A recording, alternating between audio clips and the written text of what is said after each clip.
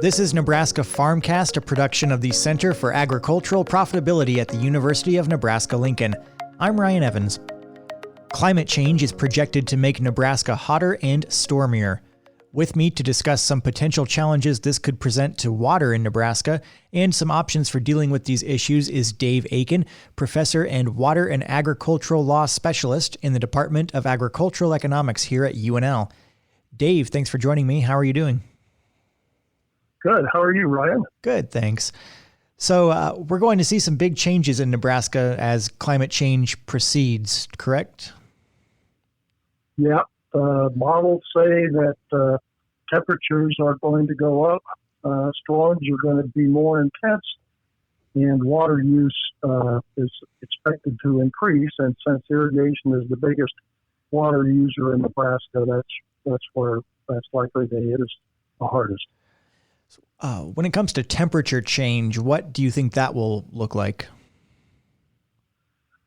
Well, currently, the number of days over 100 degrees range from 2 to 5 days throughout most of Nebraska, including even as far west as Scotts Bluff, to 11 days for McCook in southwestern Nebraska.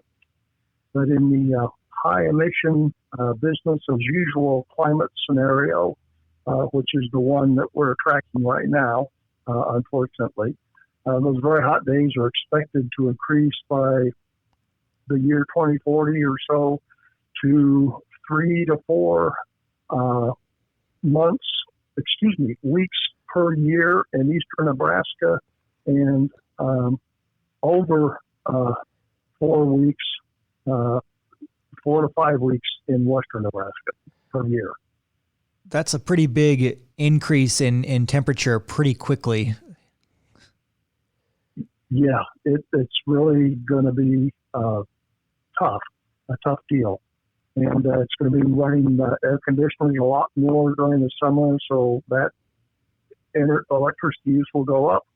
And also, water use for irrigation is expected to increase by 50% or more during these hot parts of the year. And we got a taste of that back in 2012, which was our last really severe statewide drought. So what would happen with that much groundwater being used through irrigation pumping?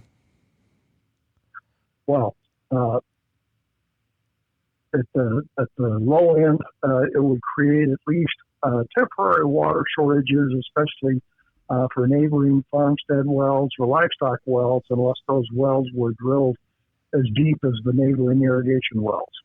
And then over time, as this becomes more frequent occurrence, then we have these, long hot spells every summer, then that could lead to falling groundwater levels in some irrigated areas in Nebraska. And what would that mean for other groundwater users? Well, both farmsteads and rural communities would need some kind of backup or supplemental water supplies to get them through the heavy irrigation well pumping season. What are some options for what that might look like, the backup or supplemental water supplies? Well, for farmsteads, an easy way to start would be with rain barrels that are used to collect runoff from home or outbuilding downspouts to be used for lawn and garden watering, so you don't need to use the outdoor faucet or something like that for that. And that you'll get some good savings there. A traditional farmstead indoor water backup supply system will be installing a larger water tank that can be filled with water before the heavy irrigation pumping starts. More sophisticated and expensive rainwater capture systems can be used to capture and treat rainwater runoff from buildings through these downspouts for household water supply. How about for rural communities?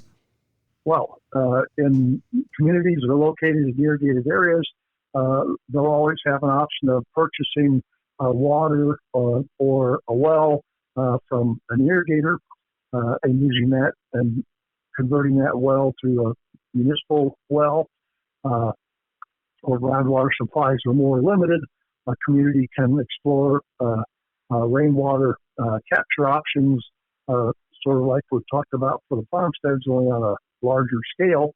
In extreme situations, communities in California, Texas, Florida, and some other southwestern states have used highly treated municipal wastewater, that is, water that's gone through the sewage treatment plant, to recharge municipal well fields or even as a supplemental drinking water supply. And what about rainfall? Well, these storms are going to get more intense because warmer air holds more water. So that means as the temperatures continue to rise, storms will become more severe.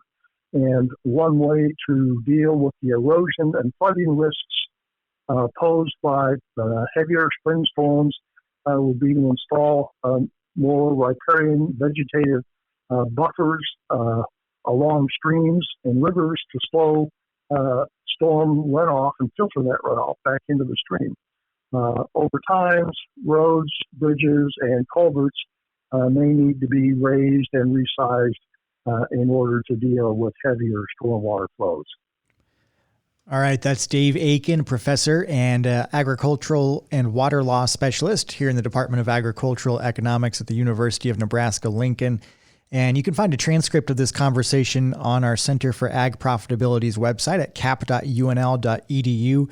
And there we also link to a journal article written by Dave along with Katie Neeland that was published last year in Great Plains Research that this conversation is based off of. So, Dave, I want to thank you for joining me on the podcast today and for more great work here. Okay, thanks a lot, Ryan. Talk to you soon. All right. Nebraska Farmcast is a production of the Center for Agricultural Profitability at the University of Nebraska-Lincoln.